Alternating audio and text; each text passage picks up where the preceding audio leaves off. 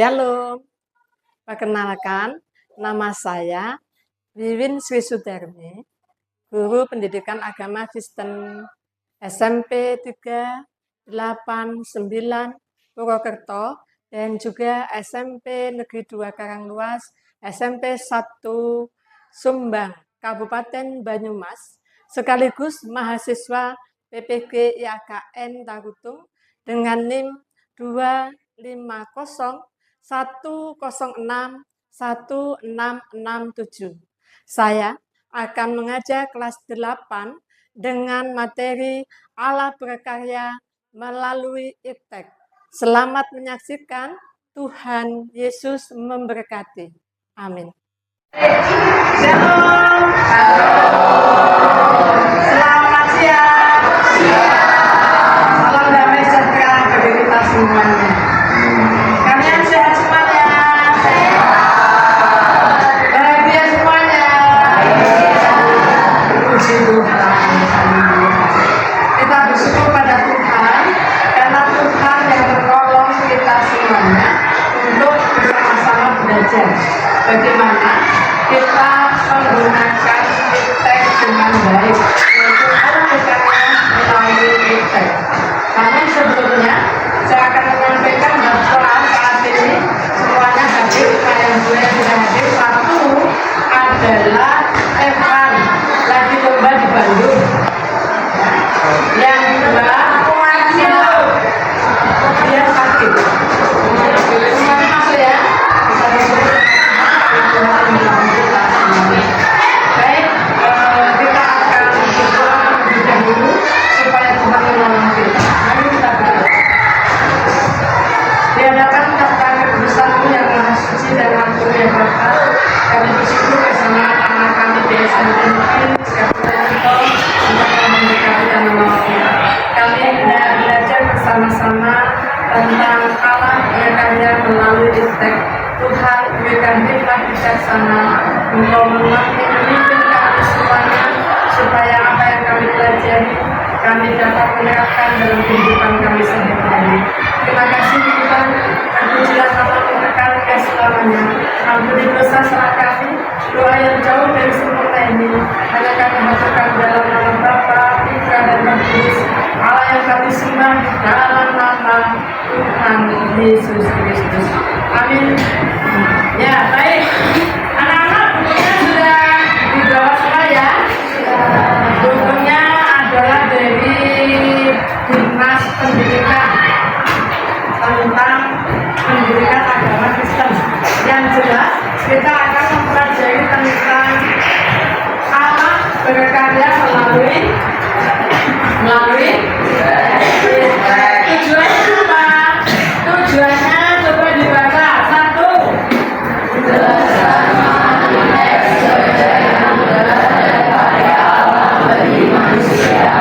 Ya, menjelaskan makna iptek sebagai anugerah dan karya Allah bagi manusia.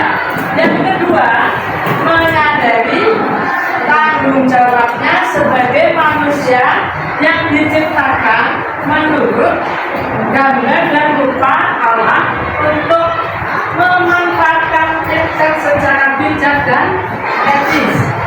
Yang ketiga, apa? 2, 3. Bersyukur atas anugerah Allah bumi yang memungkinkan manusia mengenal. Ya, jadi yang ketiga adalah bersyukur atas anugerah Tuhan karena Tuhan memberikan akal budi yang memungkinkan manusia untuk mengembangkan iptek. Apa itu singkatan dari iptek? Ilmu, pengetahuan dan teknologi. Jadi alat sumber segala hikmat dan penyertaan Tuhan ada dalam kehidupan kita. Nanti kita baca dalam Amsal 2 ayat 6. Amsal 2 ayat 6, silakan.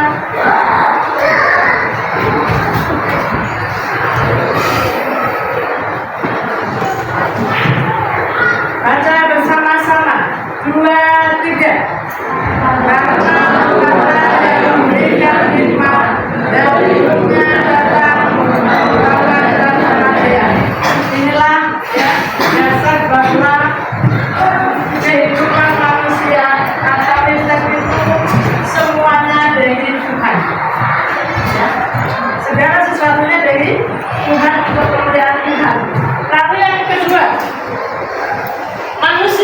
sebagai gambar Allah atau 5 yang berkarya dalam Kejadian 1 ayat 26 sampai 28. Kejadian 1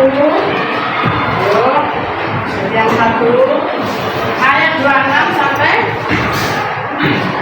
28. Baik. Sebelah kanan saya dulu ayat 26, 27 sebelah kiri saya, 2 dari sini. Dan yang kedua 8 bersama-sama. 2, 3.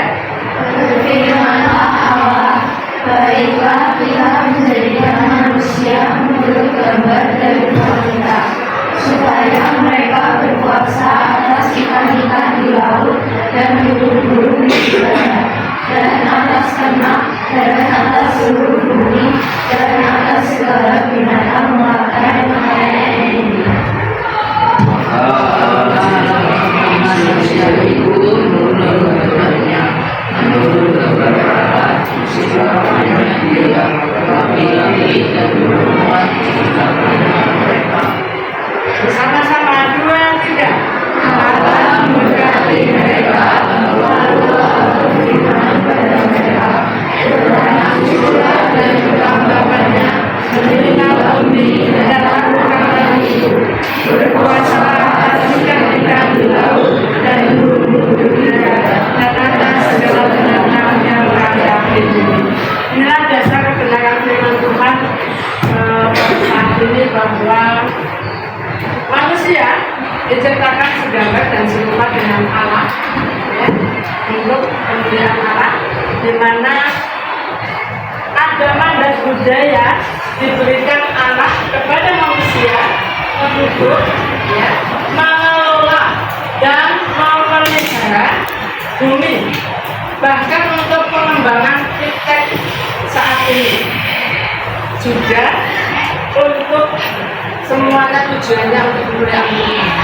Jadi iptek itu berasal dari Allah. Betul? Kalau kita pelajari dalam materi bertumbuh, ya, dalam Allah berkarya melalui iptek itu semuanya segala sesuatu dari Tuhan.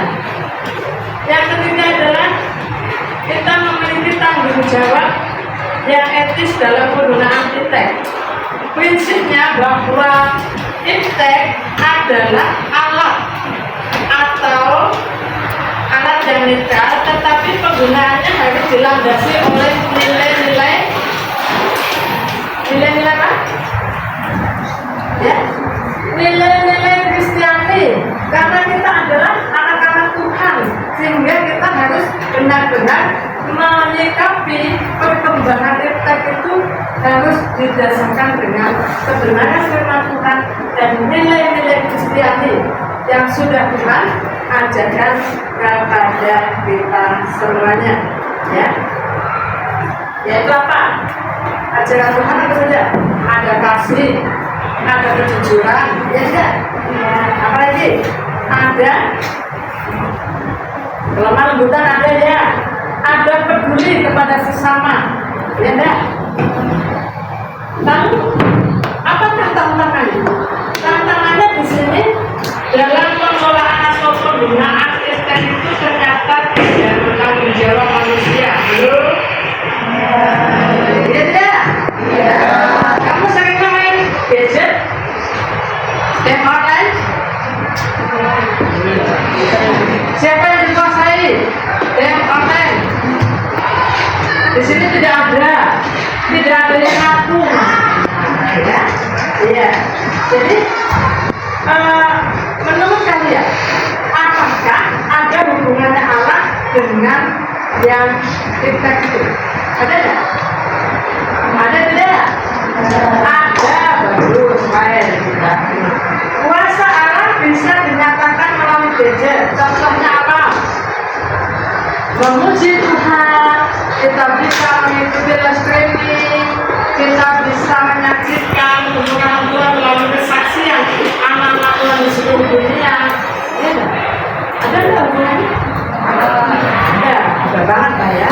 Gitu. Jadi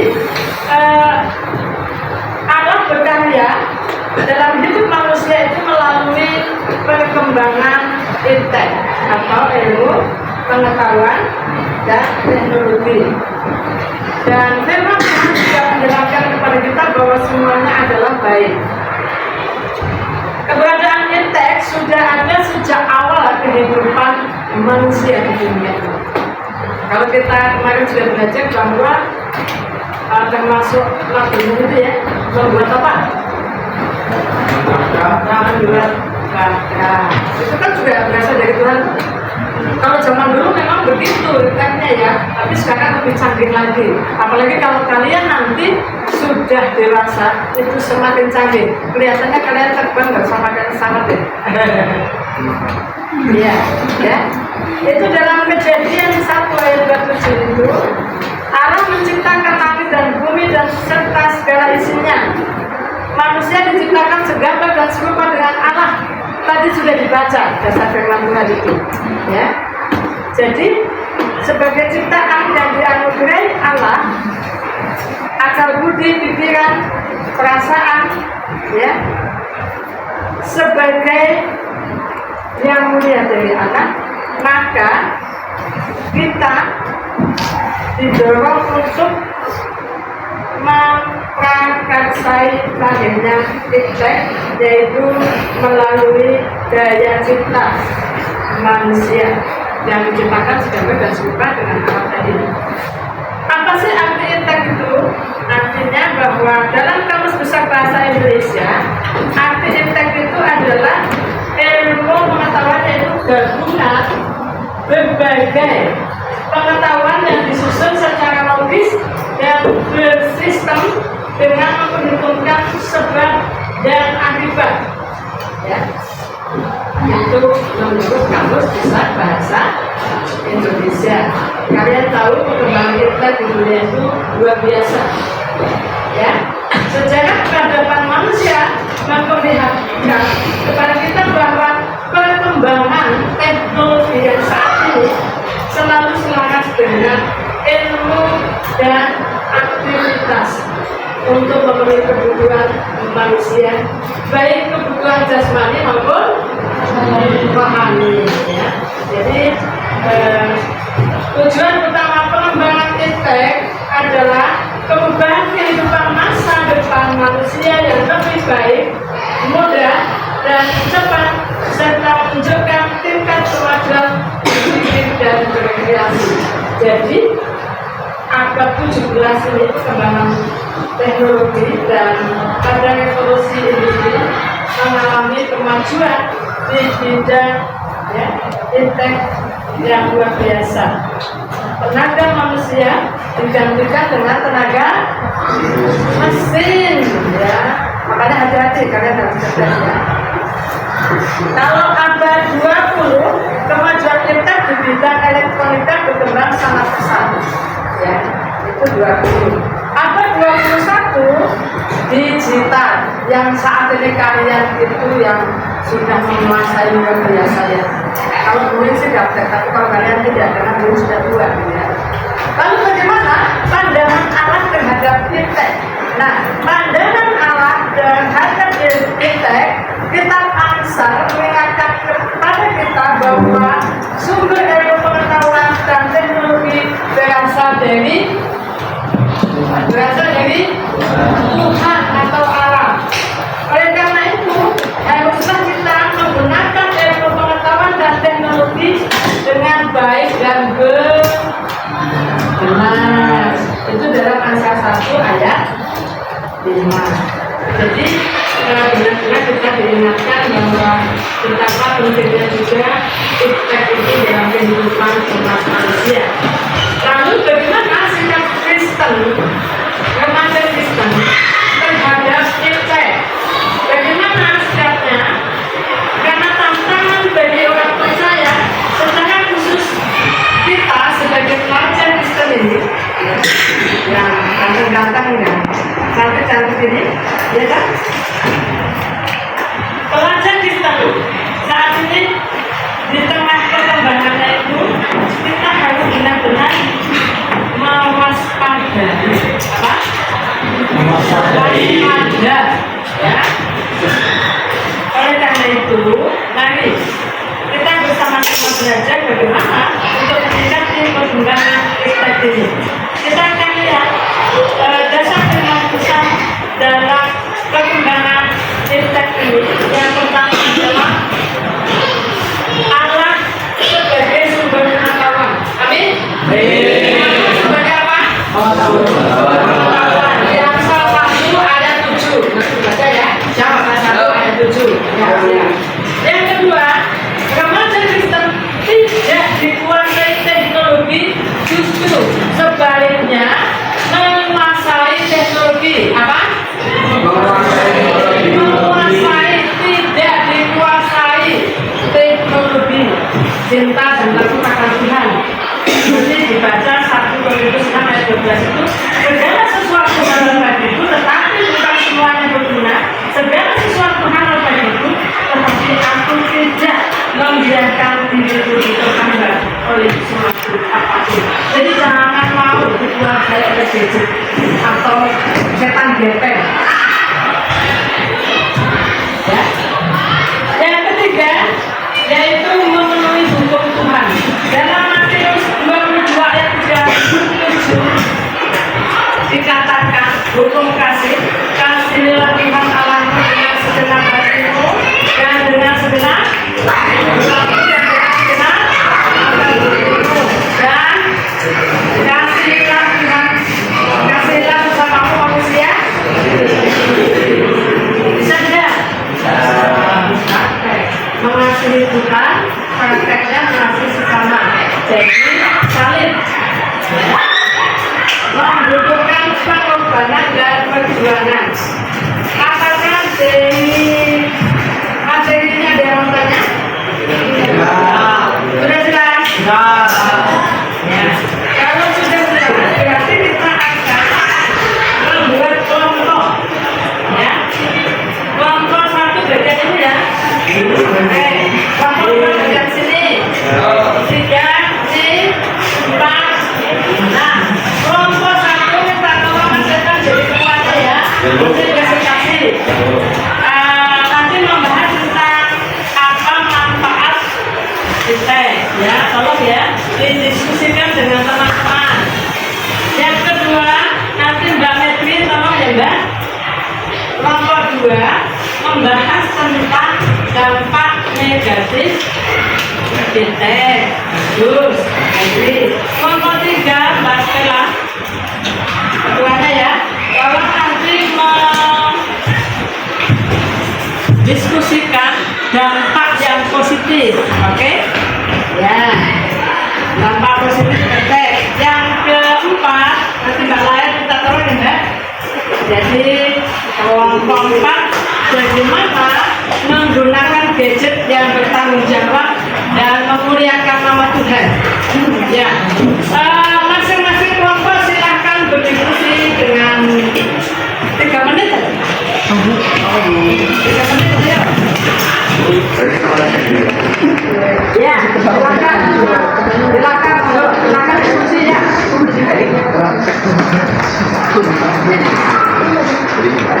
Ya, diskusi silakan.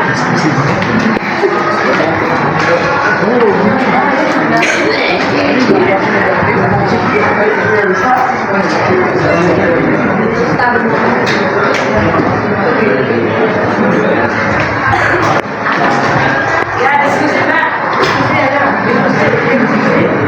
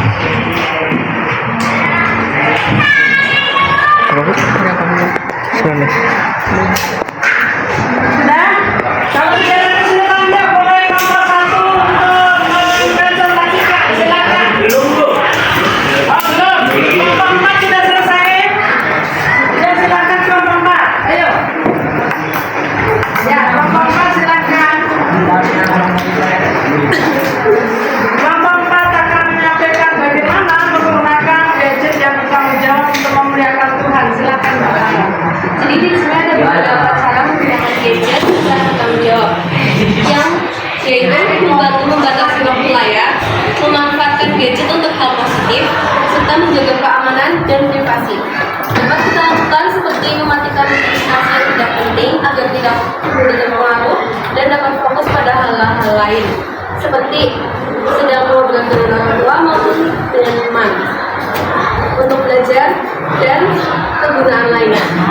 Gunakan gadget untuk membuat edukasi seperti aplikasi pembelajaran dan sumber belajar online. Kita juga harus berhati-hati dalam membagikan data, yaitu jangan sembarangan memberikan informasi pribadi di internet, serta jangan memberikan informasi atau data orang yang tidak sesuai dengan data diri. Edukasi, tepuk tangan. Edukasi. Ayo konfrontir ya, Mbak. Oke, Mbak. Dampak positifnya apa sih gadget itu? Perkenalkan, nama saya Lete Aksela Juliana. Dari perwakilan dari kelompok 3, saya akan mempresentasikan dampak positif iman. Yang pertama, ada memperdalam iman. Remaja bisa mengakses firman Tuhan, renungan, dan ibadah online kapan saja. Yang kedua, memperluas wawasan rohani. Banyak sumber belajar tentang kekristenan dari berbagai belahan dunia. Yang ketiga, bisa terhubung dengan sesama remaja Kristen lewat media sosial atau kelompok online. Yang keempat, meningkatkan kreativitas untuk pelayanan, misalnya membuat gambar rohani, lagu, dan lain-lain. Yang kelima, mempermudah komunikasi dalam pelayanan gereja. Tepuk tangan. Dampak positifnya banyak ya. Ya, baik, untuk kemudahan Tuhan. Yuk, kelompok 2, silakan ternyata pada kerja-kerja semuanya ya. Pasti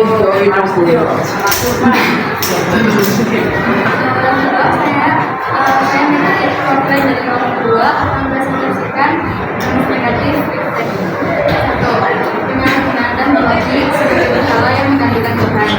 Kedua, membentukkan rasa buruk dan yang tidak mendidikan atau berhala dapat mempengaruhi rasa seseorang. Tiga, penyebaran informasi yang menyesatkan, penyebaran ajaran sesat dan informasi palsu yang membingungkan dan yang menjauhkan amat dari kebenaran.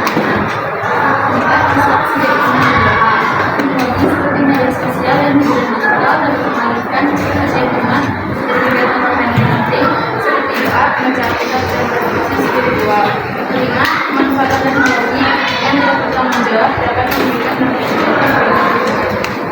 ya, ternyata banyak juga negatifnya ya, dampaknya ya. Iya. Kasih plus yang meriah. Biasanya kalian yang negatif atau yang positif? Puji Tuhan, silakan.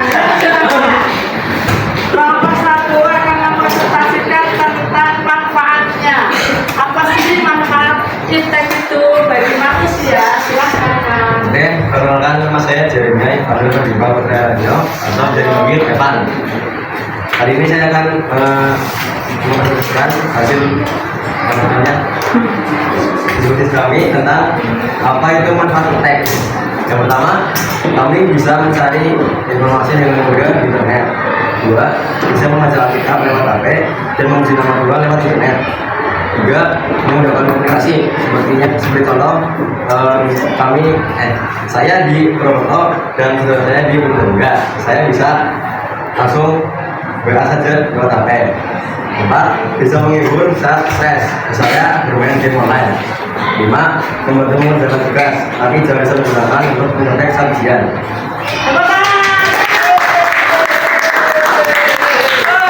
Ternyata manfaatnya bagus ya, banyak ya. Banyak sekali manfaatnya. Jadi kita bersyukur sama Tuhan. Tuhan sudah memberikan iptek kepada kita. Yang jelas iptek, kita masuk refleksi ya. Iptek itu adalah anugerah. Apa? Anugerah dari siapa? Anugerah dan sarana dari Tuhan berkarya melalui akal budi manusia. Kita semua. Refleksi yang kedua, sebagai gambar Allah, bijak, bertanggung jawab untuk kemuliaan siapa? Ya, jadi dampak positif, manfaatnya jangan pakai dampak negatifnya ya. Jangan mau dikuasai teh. Aku tak akan Tuhan. Jadi tugas kalian nanti membuat janji bijak berteknologi. Intinya nanti kamu sebentar itu kamu berjanji ditandatangani oleh orang tuamu bahwa kamu akan menggunakan iptek atau khususnya gadget itu dengan bijaksana, dengan bertanggung jawab, dengan memuliakan nama Tuhan. Amin. Baik. Ada pertanyaan? Tidak ada, kita akan tutup dalam doa ya. Ya, silakan. Esa berdoa. Di depan Des. Kita berdoa, kita bersyukur sama Tuhan bahwa anugerah yang luar biasa. Mari kita berdoa. Tuhan Yesus, Allah SWT, Allah yang baik itu, Allah yang berdaya, Allah yang kasih Tuhan, atas kasih karunia Tuhan bisa berkumpul di sini, Tuhan menjadi tentang Allah berdaya kita, kami juga berterima kasih Tuhan, kami bisa berdoa dari sini.